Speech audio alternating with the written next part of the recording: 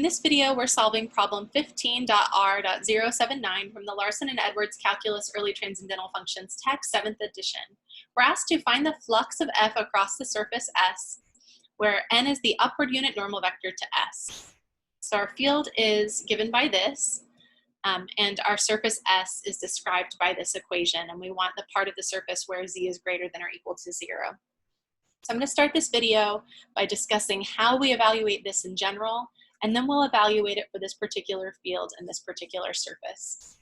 So if I've got a surface integral of f dot n, the way I evaluate that is I write it as an equivalent double integral over the projection of s onto one of the coordinate planes. Typically we project s onto the xy plane, and we call that projection R. So here's our surface. The projection R is right here. Rather than integrating over the surface, we're going to integrate over a region in the xy plane R instead. And then the way we evaluate this part is, well, now since we're integrating over R, we need the field in terms of x and y only. We need n hat in terms of x and y only. We need ds to be simplified, and that turns out to be this.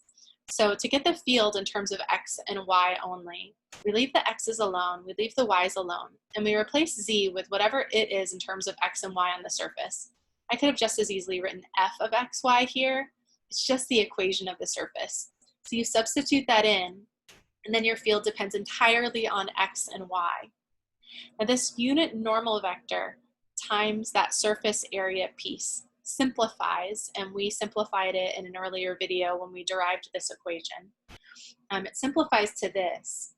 Now we're taking the gradient of capital G and we're multiplying by a tiny area piece in the xy plane. That's dx dy or dy dx, either one is fine. The gradient of capital G comes from coming up with a function g. G is a function of x, y, and z that describes this surface. So you've got z as a function of two variables. Instead of having this function of two variables describing the surface, we want another surface, or another description of the surface. We want a function of three variables, which I'm calling capital G. Now if we want the upward unit normal, and z is given by a function of two variables, you subtract that function of two variables from both sides. So you have z minus that function is equal to g, this function of three variables now. And you take the gradient of this, and that's going to give you an upward unit normal. It's an upward unit normal because the partial of this function with respect to z is just 1, and so it's pointing up in the z direction, which makes it upward. So we state the formula for g, we compute its gradient, that goes right here. We take the dot product of the field with the gradient, and then we integrate over the projection onto the xy plane. So that's how we do this in general. Let's do this for this particular surface and this particular field. I think the easiest way to start is by sketching our surface. So we have z equals 49 minus x squared minus y squared, and we want z to be greater than or equal to 0. Notice that z is raised to the first power, and x and y are both squared, and they're both negative. Since both of these are squared and both of them are negative, that tells me I've got an elliptic paraboloid. The fact that they're negative means that that elliptic paraboloid has been shifted, it's been flipped upside down, and then we moved it up 49 units. So when x and y are both 0, z is 49, and it looks like this. Now we could go beyond the xy plane, but we just want the part of the surface where z is greater than or equal to 0. So it's actually going to look like this. This is the surface S that we're integrating over. Now the projection onto the xy plane is just that little region right there. I think we can all see that it's a circle. If you want to find that projection, and we do so that we can integrate over it, we'll just set z equal to 0 because that's where that paraboloid is the largest and where it intersects the xy plane. And we'll simplify. So x squared plus y squared equals 49. That's a circle of radius 7 centered at the origin.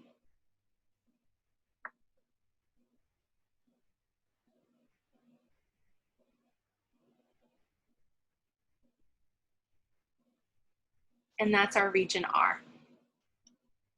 Since our region R is a circle, we might go to polar coordinates. That might make the most sense. Let's see what our integrand is though first. So we have sketched the surface and its projection R.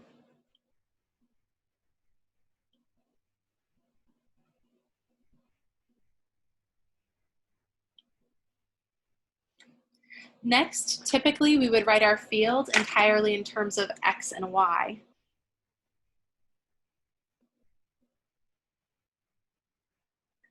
But it turns out there were no X's, Y's, or Z's in the equation of the field in the first place.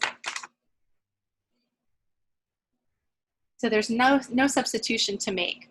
But if Z was part of this component, let's say this was -2 times Z, I would replace Z with 49 minus X squared minus Y squared in the formula.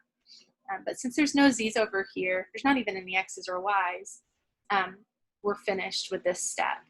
But in general, you want to write the field in terms of two variables only, usually X and Y. If you're projecting onto the XY plane, it's always going to be in terms of X and Y.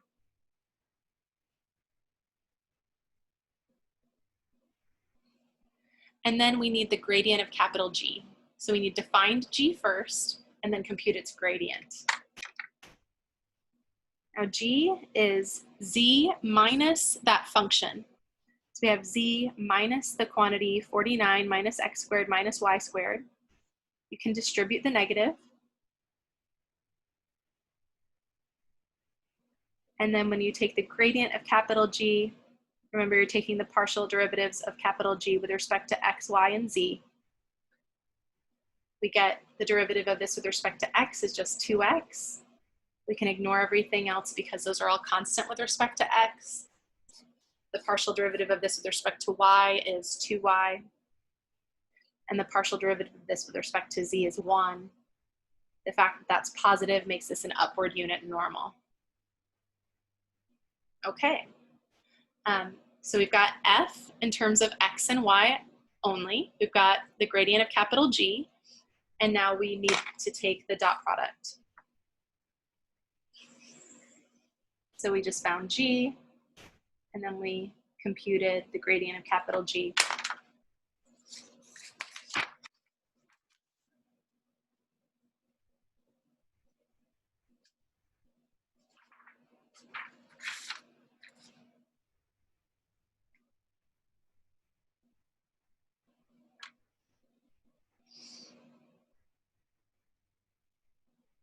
So you've got the vector -2, -2, 1. So it's a vector with those components, dotted with this vector 2x times I hat is 2y times j hat plus 1 times k hat. And remember how we do dot products? You multiply component by component and then you add. So multiply and add, multiply and add, multiply and add. So we've got -4x minus 4y plus 1, and that's our integrand. So the surface integral, that's the integral giving us the flux of that field through the surface S, can be written as the double integral over R of this function.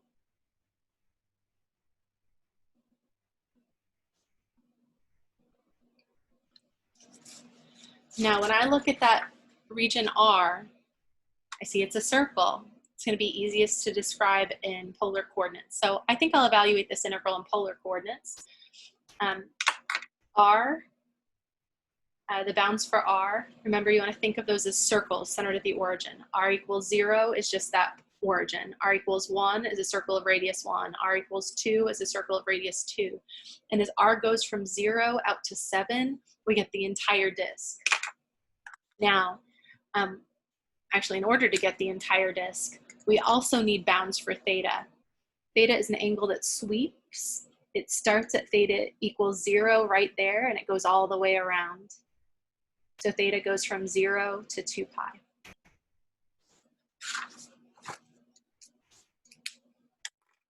Now, whenever we are evaluating integrals in polar coordinates, we need a few things.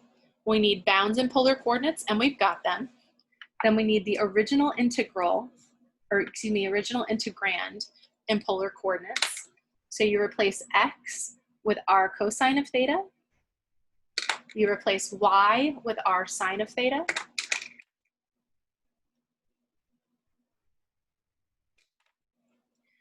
And then don't forget this part. dA is not r, or is not dr d theta. It's r times dr d theta.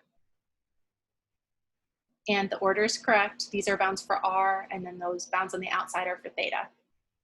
Okay, so this is our new integral. I would distribute the r to everything.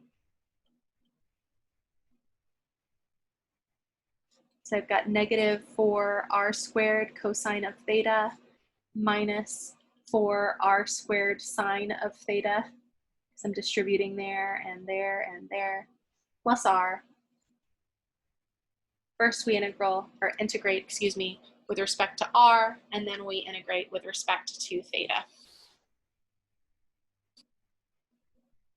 The antiderivative of negative 4r squared times cosine of theta with respect to r.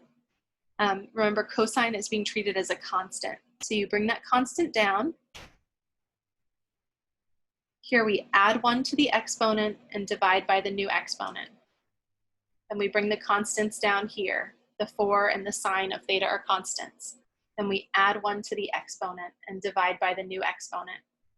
Power rule here, add 1 to the exponent and divide by the new exponent.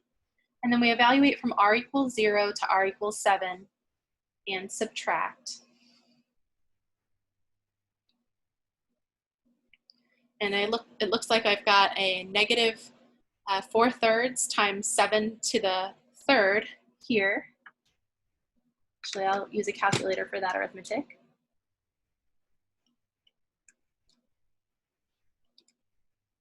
So I have 1372, negative 1372, over 3, times cosine times sine. So I factored those out, plus 7 squared, which is 49 over 2, minus all of this evaluated at r equals 0. That's just going to be 0 minus 0 plus 0. So we'll just get 0 there.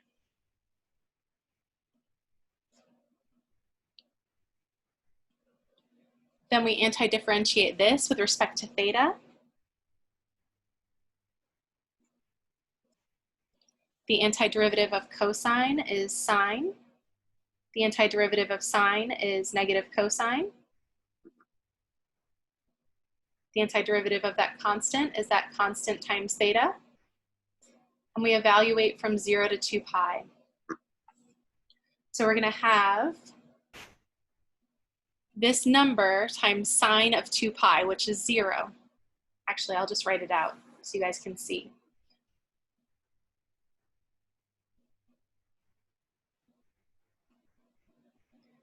Minus, excuse me, cosine of 2 pi plus 49 over 2 times 2 pi.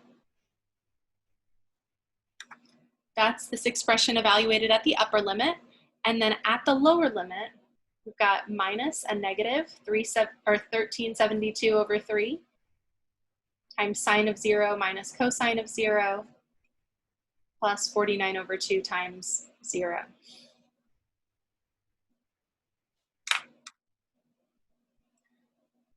Sine of 0 is 0, sine of 2 pi is 0. This is obviously 0.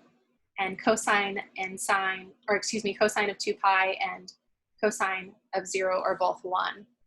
So we end up with this negative number times that negative 1. So we just end up with that same number but positive, and the 2's reduce here. We've got 49 pi.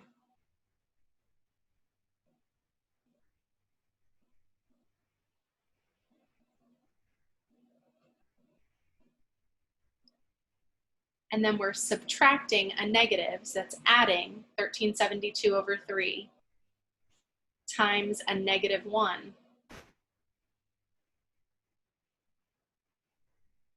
So that ends up being subtraction. It's a little bit hard to see. I don't know why it keeps doing that on the camera. We've got a negative times a negative times a negative. That's going to make that, or a negative times a negative is positive, times another negative, it's going to make that negative.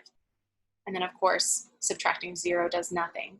So those two terms disappear, and we end up with 49 pi.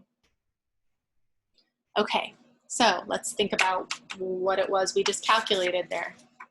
We're asked to find the flux of F across S. That's this. And where N is the upward unit normal. Since we're given Z as a function of two variables, X and Y, we write our surface integral this way. We find our field in terms of X and Y only. We come up with a function of 3 variables to describe our surface. We take its gradient, we take a dot product with the field. That gives us a function of 2 variables. We integrate that function over the projection of our surface onto the XY plane. In this case, the projection happened to be a circle, a disk. So just come up with the appropriate bounds for that disk and evaluated the integral and polar coordinates. And because the arithmetic and algebra and the calculus was easiest in polar coordinates as compared to the other coordinate systems.